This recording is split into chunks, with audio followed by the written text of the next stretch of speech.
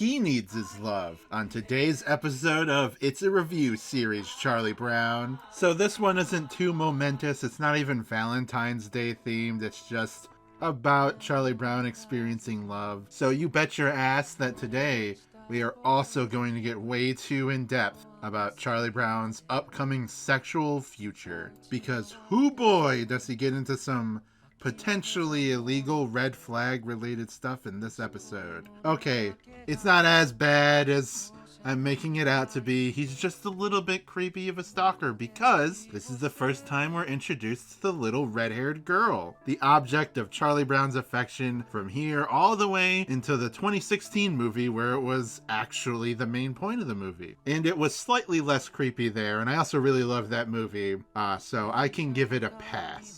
In fact, I think that this special might have in fact inspired the plot of the recent movie, because it has a lot of the same beats of like, oh, Charlie Brown is trying to come into contact with a little redheaded girl and maybe confess his feelings in some kind of way, do some kind of big gesture to get her attention, but at every opportunity he just embarrasses himself in a perfectly Charlie Brown way.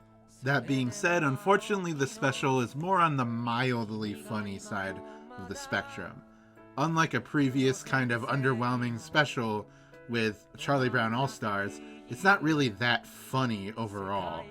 A lot of this does come down to, yeah, it is kind of creepy that Charlie Brown is like stalking this girl, like literally following her home, like hiding behind trees and all that. But also, like, beyond that, it's just not a super funny special. It does, however, have the appearance of my favorite Peanuts character, Peppermint Patty.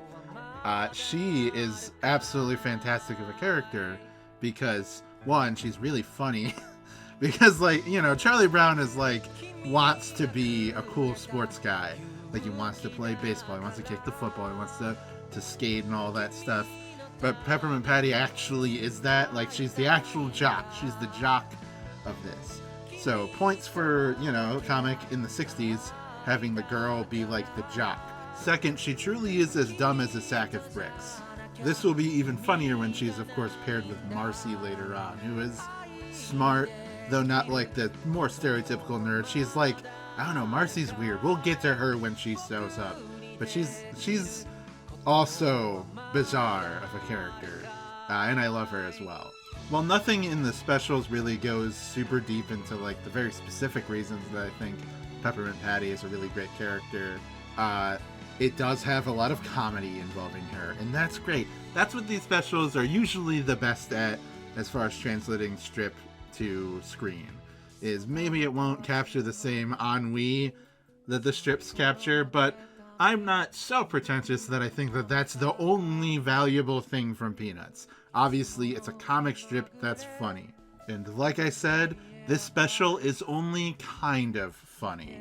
It feels really phoned in, like, to more of an extent than even Charlie Brown All-Stars. And, like, it's just full of filler. It's just struggling to even be, like, 20 minutes long. And it kind of makes it a drag to watch if you're, like, watching them all in a row, like I did. So, yes, unfortunately, while this does have stuff to contribute, like it has Peppermint Patty show up, it has the concept of the little red-haired girl appear in animated form, you never see her. That's one of the best things about her, is she's just this, like, literally unattainable object of affection. And I know that may have its own issues, but it's the 60s, guys.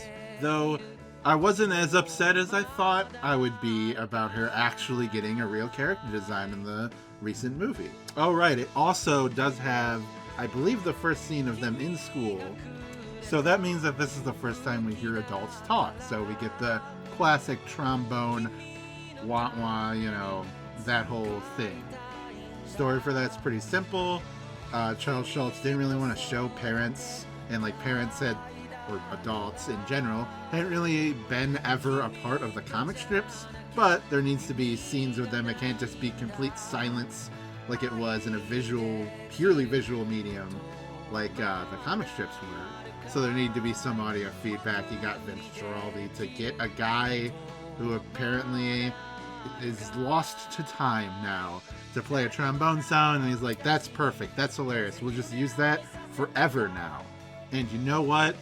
Maybe that is the greatest contribution that this special has to the ongoing mythos of Peanuts. Yeah, Charlie Brown's gonna grow up to be a freak. I mean, I already mentioned it in the All-Stars special, but like, so he's getting bullied by girls and like teased, and then like, there's one that he can never even talk to, and he's just like stalking, taking her chewed up pencil and like just following her home from school. It's weird. Fortunately, I think the only way to get a hold of this special, you know, besides illegally downloading it, which go ahead, do that, fuck the man, is to get the 60s collection. And like I said, that one's pretty expensive, so like, yeah, screw it, just download it or watch it on YouTube or Hulu or wherever the hell it is. Or don't, because it's not a very good special. You know, do whatever you feel is necessary. If you want to watch along at home, then that's great. Go out, watch it, experience the disappointment with me. And experience the surprises as we go through even more weird and niche parts of the whole Charlie Brown experience. So join us next time as we experience another weird one. It's your dog, Charlie Brown. See you there.